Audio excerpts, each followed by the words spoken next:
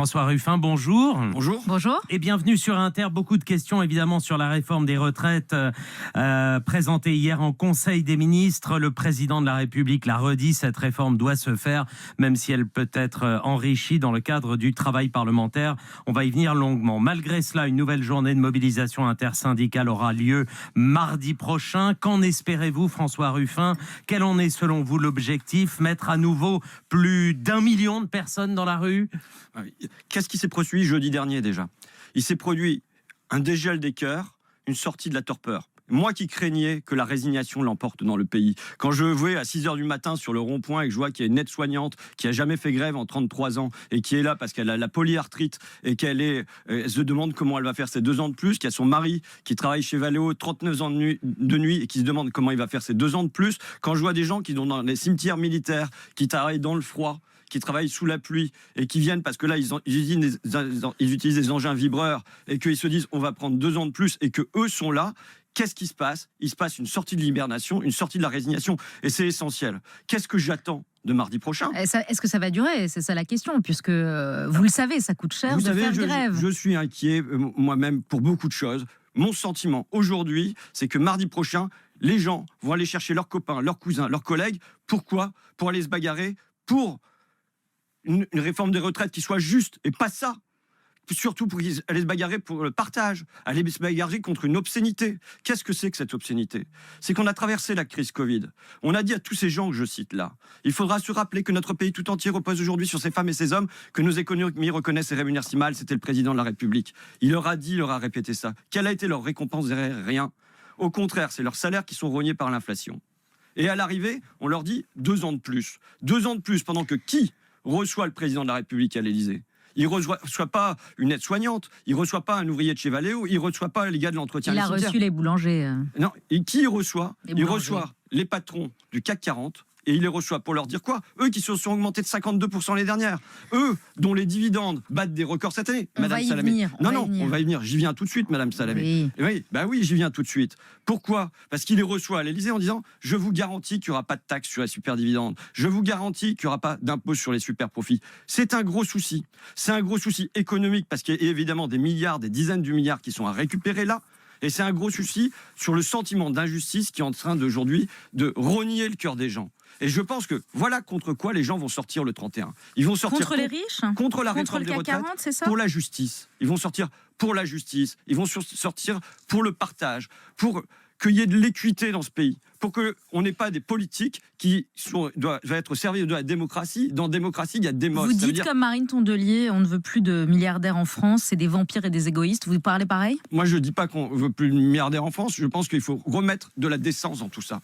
Ça veut dire quoi? Ça veut dire que ceux qui sont très hauts aujourd'hui, qui se sont enrichis de 200 milliards d'euros pendant la crise Covid et pendant la guerre en Ukraine, ceux-là, on doit leur faire remettre les pieds sur terre fiscalement, les pieds sur terre socialement. Et je dis que le plancher, c'est-à-dire tous les gens qui travaillent, qui soignent, qui éduquent, qui font tourner les usines, ceux-là, on doit relever le plancher, ils doivent pouvoir vivre de leur travail. Moi, je suis pour une France où les gens vivent de leur travail présent, c'est le salaire, de leur travail passé, c'est la retraite, de leur travail à venir, c'est la formation. François Ruffin, il y a eu une deuxième journée de mobilisation la semaine dernière, celle de jeudi donc qui a rassemblé massivement et celle soutenue par la France Insoumise qui a regroupé 14 000 personnes selon le cabinet Occurrence, 150 000 selon les organisateurs. C'est pas beaucoup, était-ce une erreur? Est-ce qu'il faut coller aux syndicats et les laisser aujourd'hui organiser la mobilisation? Samedi, il y avait de l'énergie, de l'envie, il y avait un peu de monde. Bon, franchement, il n'y avait pas beaucoup de monde. C'est pas le souci. Les rues de Paris étaient pleines. Vous savez, il n'y a pas tant de manifs que ça où ça déborde comme ça dans les rues de Paris. Qu'importe, c'est pas le souci. Je l'ai dit, pour moi, le point d'ancrage, c'est le 19 et ce qu'on vise maintenant, c'est le 31. Et le 31, il y a du boulot à faire pour vos auditeurs. Vos auditeurs qui, je pense, pour beaucoup, sont révoltés par le monde dans lequel on vit. Dans le monde dans lequel, voilà, on a un hôpital qui craque. On a des trains qui n'arrivent pas à l'heure. On a de l'électricité où on se demande s'il va y avoir des coupures. Je veux dire, on a une France à reconstruire. Je pense que les Français sont très conscients que pour ça, il faut du travail. Mais il faut de la justice dans ce pays. On a un taux de chômage qui est bas, François Ruffin, qui est au plus bas depuis des années. On a un pays qui a tenu grâce au quoi qu'il en coûte, grâce au chômage partiel. C'est pas que dépressif, non, la France? Je sais pas, je pose la question parce que c'est vrai, en vous écoutant, on a l'impression qu'on est la dernière roue du carrosse des pays les pires qui souffrent le plus du monde. Je pense qu'il y a un besoin de justice dans ce pays.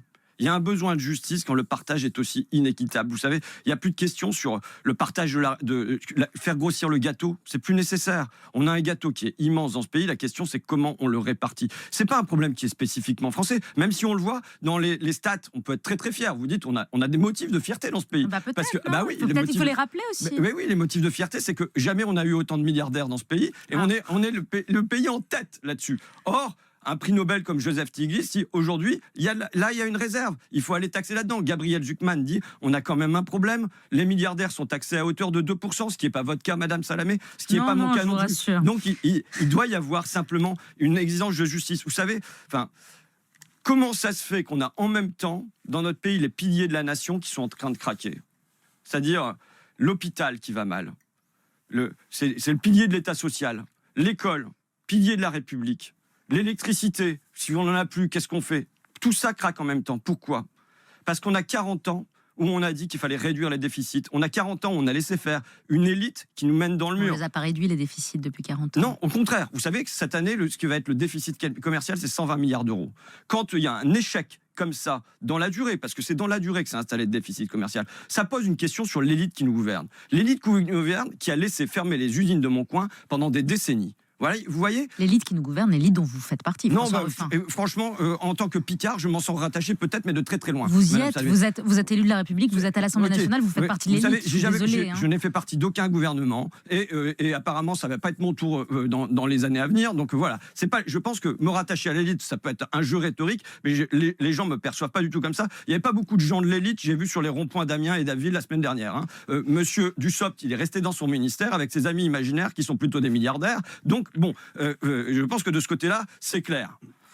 Venons-en au syndicat de l'énergie qui serait prêt à bloquer la France pour stopper la réforme des retraites. François Ruffin, vous leur dites quoi? Allez-y les gars. Oui, je dis que maintenant, je suis convaincu que les Français veulent travailler, reconstruire l'hôpital, reconstruire l'école, reconstruire l'énergie, reconstruire le pays après la crise Covid et après 40 ans de dégâts produits par cette élite.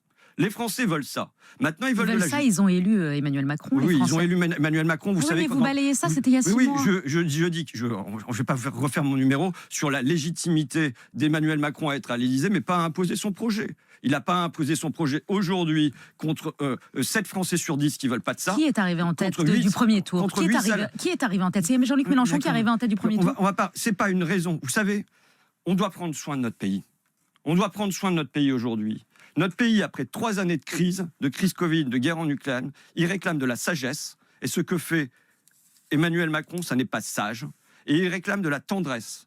Et ce qu'il fait aujourd'hui à l'égard des femmes et des hommes qui ont tenu pendant le cœur de la crise Covid, ça n'est pas tendre à leur égard. C'est violent, c'est brutal. Et ça, les gens le ressentent. Et dites-moi, c'est de la tendresse quand Jean-Luc Mélenchon dit « Soyez maudits » à l'attention d'Emmanuel Macron, soyez maudits de vouloir transformer toute notre existence en marchandise, tout salir, tout gâcher, tout réduire, tout quantifier, c'est de la tendresse? En tout cas, il pose le bon problème. Et le problème, c'est est-ce qu'on doit être des hamsters enfermés dans une cage, dans le cage de la production et de la consommation? Vous savez, c'est le même Emmanuel Macron qui a remis le travail du dimanche.